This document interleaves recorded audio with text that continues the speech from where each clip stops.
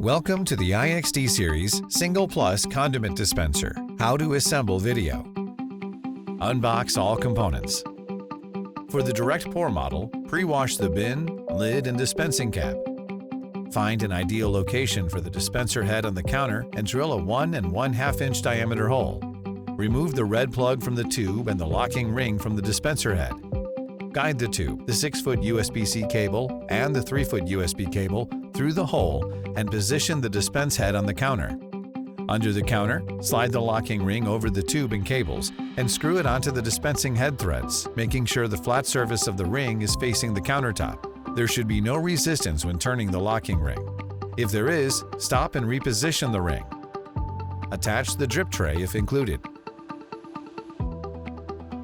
Place the motor assembly on the bottom shelf of the wire-wise rack.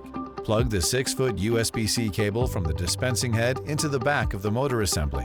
Next, plug the AC plug cable into the power supply brick and then into the back of the motor.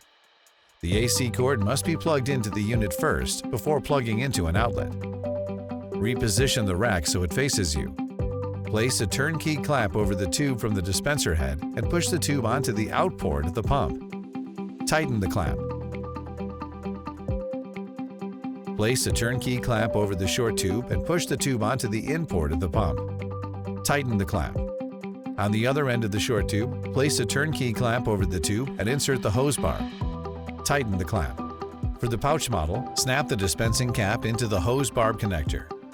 For the direct pour model, screw the dispensing cap onto the bottom of the direct pour vessel and then push the hose barb connector onto the dispensing cap.